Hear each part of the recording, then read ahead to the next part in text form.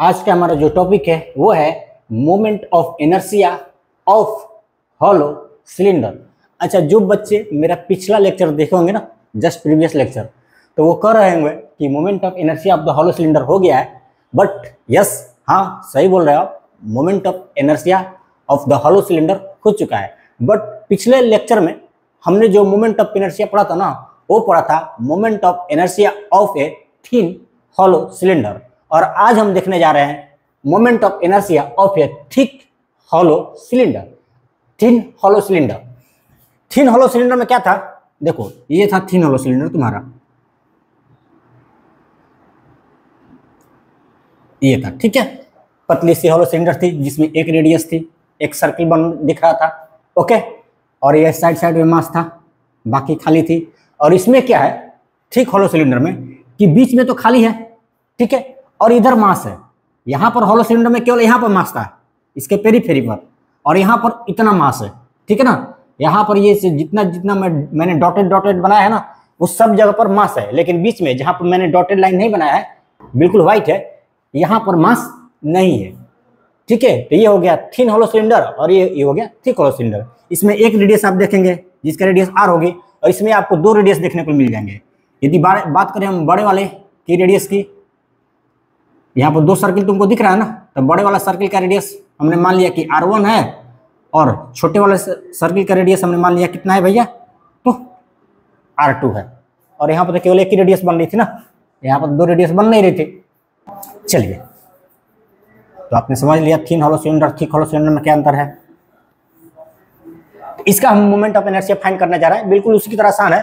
क्या करेंगे ना, अच्छा मान लो इस सिलेंडर का मास क्या है, कैपिटल एम है, इस पूरे सिलेंडर का मास क्या है, कैपिटल एम है। तो हम क्या करेंगे ना, एक पतली सी, एक छोटी सी एक एलिमेंट यहाँ पर एज्यूम कर लेंगे, ठीक है। एक छोटी सी एलिमेंट यहाँ पर एज्यूम कर लेंगे। एलिमेंट मतलब जैसे मान लो कि ये मान लो ये थिक सिलेंडर है तुम्हारा, ठीक है। इसको आप बीच से काटेंगे और फिर एक पतली से बीच से काटेंगे, ठीक है ना। इसको बीच से काट के हटा देंगे और फिर एक पतला सा पत्ती काटेंगे बीच से, चाकू लीजिए और बीच से पतला सा पत्ती काटिए। इसको काट के हटाएंगे ना, फिर एक पतला सा एलिमेंट काट कर हटाइए इसको, ओके। उसी तरह से क्या किया हमने, यहाँ पर एक एलिमेंट एज्यूम कर लिया। अच्छा, ऐसा क्यों किया हमने, क्योंकि देखो इसी तरह के एलिमेंट से तो मिल करके पूरा सिलेंडर बना हुआ है। यहाँ पर हम क्या करेंगे, एक एलिमेंट एज्यूम कर लेंगे, मतलब इस सिलेंडर का एक बहुत ही पतला सा पार्ट एज्यूम कर लेंगे। इस सिलेंडर का बहुत ही पतला सा पार्ट एज्यूम कर लेंगे, ओके। अच्छा, इसको बीच से काटोगे, बीच से एक पतली सी एलिमेंट काटोगे तो कैसा दिखाई देगा, कैसा दिखाई देगा तुमको, रिंग दिखाई देगा क्या, रिंग नहीं, क्योंकि रिंग में तो केवल पेरीफेरी पे मास होता है ना, बीच में खाली होता है। लेकिन यहाँ पर क्या देखो, साइड साइड में मास है, पूरा पूरा मास है ना, पूरा मास है। तो ये क्या है, रिंग नहीं है, ये क्या है, एनुलर डिस्क है। इसको क्या बोलेंगे, एनुलर डिस्क। और इसी तरह के एनुलर डिस्क से ना ये पूरा सिलेंडर बने हुए है। इसी तरह के एनुलर डिस्क से ये पूरा सिलेंडर क्या हुआ, बने हुई है। हमने क्या बनाया, ये जो एलिमेंट यहाँ पर एज्यूम किया ना हमने, चलो यहाँ भी मैं क्या कर देता हूँ, डबल एज्यूम कर देता हूँ ताकि तुमको देखने में थोड़ा लगे कि भाई ये एनुलर डिस्क है। चलो, ये डिस्क हमने काट लिया यहाँ पर, यही चीज़ को मैंने यहाँ पर दिखाया है, इसी चीज़ को मैंने क्या कर दिया, यहाँ पर दिखाया है। तो एनुलर डिस्क लग रहा है ना, पूरा साइड साइड में मास और बीच में खाली, ओके। और इसी तरह के एनुलर डिस्क को एक के ऊपर एक के ऊपर एक के ऊपर एक रखेंगे ना, तो क्या ये पूरा सिलेंडर बन जाएगा, ओके। और हमने मान लिया कि इस एनुलर डिस्क का जो थिकनेस है ना वो dx है, और इसका मास क्या है, तो dm है। इस एनुलर डिस्क का थिकनेस dx है और मास dm है, ओके। अच्छा, हमने एक्सिस ऑफ रोटेशन तो बनाया ही नहीं ना, ओके, नहीं बनाया तो अभी बना देते हैं, क्या है इसमें। चलिए, ये मान लो इसका एक्सिस ऑफ रोटेशन है, जो ठीक इसके बीचों बीच पास हो रही है, जो ठीक इसके बीचों बीच पास हो रही है, ये है एक्सिस ऑफ रोटेशन। और इसी एक्सिस के अबाउट ये सिलेंडर रोटेट कर रही है, ओके। और इसी एक्सिस के अबाउट आपको क्या निकालनी है, moment of inertia of the cylinder. चलिए, इतनी क्लियर हो गई, ओके। बात करें हम यदि इस एलिमेंट की जो क्या था, एक एनुलर डिस्क था ना, ये क्या था, एक एनुलर डिस्क था, ये रहा एनुलर डिस्क आपका, जिसकी थिकनेस हमने एज्यूम किया dx और इसका मास हमने एज्यूम किया डीएम। यदि बात करें इस एनुलर डिस्क की, मतलब इस एलिमेंट की मोमेंट ऑफ इनर्शिया की, तो क्या हो जाएगा बताओ?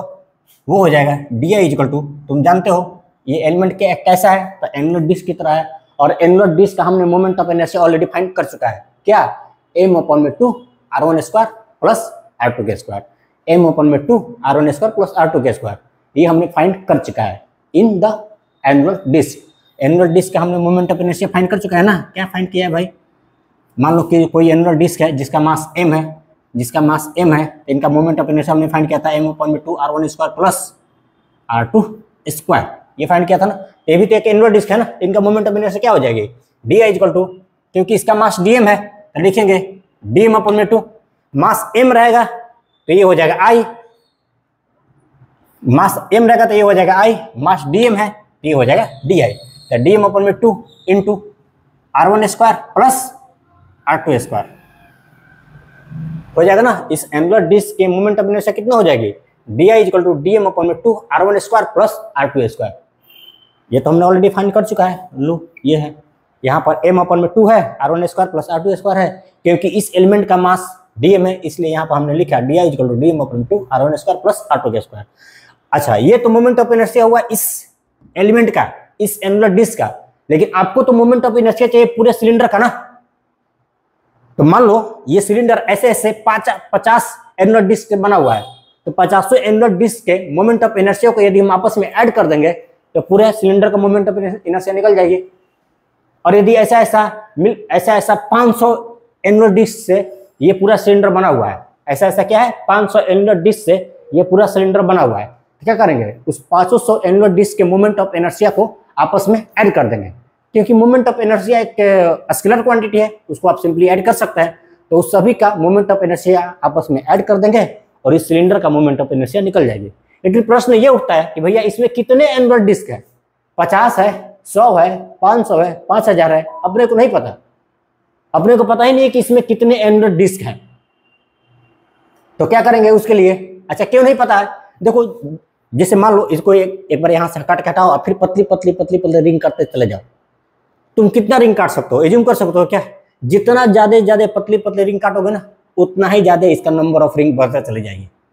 और इसी रिंग से ये पूरा बना हुआ है, तो हमको नहीं पता है कि भैया कि इसमें 50 रिंग है कि 100 रिंग है कि 500 रिंग है। उस तरह से इसमें नहीं पता है कि कितने एनुलर डिस्क बना हुआ है, 50, 500, 5000। ऐसे में क्या करेंगे ना, हम इंटीग्रेट कर देंगे, क्योंकि मुझे सभी एलिमेंट का, सभी एनुलर डिस्क के मोमेंट ऑफ इनर्शिया को आपस में ऐड करना है, तभी तो पूरा सिलेंडर का मोमेंट ऑफ इनर्शिया निकल के आएगी। तो क्या करेंगे, सभी को ऐड करने के लिए हम इसको क्या करेंगे, इस इक्वेशन को इंटीग्रेट कर देंगे।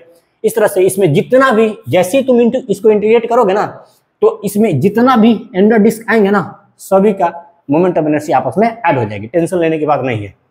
चलो, dx का इंटीग्रेशन x, तो di का इंटीग्रेशन भैया i हो जाएगा। Okay, i equal to r1 और r2 को देखो, तुम ये एलिमेंट यहाँ पर एज्यूम की हो, यदि हम यही एलिमेंट यहाँ पे एज्यूम करें ना, यहाँ पे एज्यूम करें, या फिर यही एलिमेंट हम यहाँ पे एज्यूम करें, तो क्या r1 r2 में कोई चेंजेस होगा क्या? सोचिए, देखो नहीं। अब कहीं भी एलिमेंट एज्यूम कर सकते हैं, r1 r2 में कोई चेंजेस नहीं होने वाली है। ओके, मतलब r1 r2 क्या है, कांस्टेंट है। तो r1 r2 को तो बाहर निकाल लीजिए आप, r1 के स्क्वायर प्लस r2 के स्क्वायर अपॉन में 2 भी कांस्टेंट है, ये भी बाहर निकल जाएगा, इनका इंटीग्रेशन नहीं होगा। तो बचा क्या भाई, तो केवल dm बचा। ओके, जैसे dx का इंटीग्रेशन क्या होता है, x होता है, di का इंटीग्रेशन i होता है, उस तरह से dm का इंटीग्रेशन क्या हो जाएगा। अच्छा, यहाँ पर कैपिटल M लगा लो, वो सही रहेगा ज़्यादा, क्योंकि mass of cylinder capital M माना है ना हमने, तो यहाँ भी कैपिटल M एज्यूम कर लीजिए। मास ऑफ द सिलेंडर हमने कैपिटल M माना है। तो dm का इंटीग्रेशन क्या हो जाएगी, m हो जाएगी। इस तरह से तुमको i बराबर मिल जाएगी m अपॉन में 2 इंटू r1 के स्क्वायर प्लस r2 के स्क्वायर। लीजिए, निकल के आ गया the moment of inertia of a thick hollow cylinder. अब बोलोगे sir, moment of inertia of the annular disc भी तो यही होता है। यस, हाँ, moment of inertia of the annular disc भी यही होता है, और इस थिक हॉलो सिलेंडर का भी मोमेंट ऑफ इनर्शिया यही होता है। क्यों? क्योंकि ये जो सिलेंडर है ना, एनुलर डिस्क से ही तो बना हुआ है ना, जब ऐसा ऐसा एनुलर डिस्क आपस में कंबाइन करते हैं, मिलते हैं ना, असेंबल होता है ना, तो ये पूरा सिलेंडर बन जाता है। तो ये सिलेंडर क्योंकि एनुलर डिस्क के ही असेंबल से बना हुआ है, ओके, इसलिए इनका मोमेंट ऑफ इनर्शिया वही होता है जो एनुलर डिस्क का होता है। ओके, समझ में आ गई?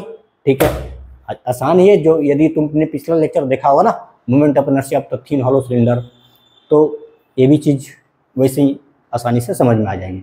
ओके, क्योंकि हमने एनुलर डिस्क ऑलरेडी पढ़ लिया है, इसीलिए उसी के हेल्प से हमने इसका भी ड्राइव कर दिया है। और यदि आपको देखना है ना कि भाई ये एनुलर डिस्क का मोमेंट ऑफ इनर्शिया इतना कैसे आया, तो प्लीज़ आप उस टॉपिक को देखिए जिसमें हमने एनुलर डिस्क का मोमेंट ऑफ इनर्शिया फाइंड किया है। ओके, तो ठीक है दोस्त, आज का लेक्चर यही तक। मिलेंगे हम नेक्स्ट लेक्चर में। Wish you all the best.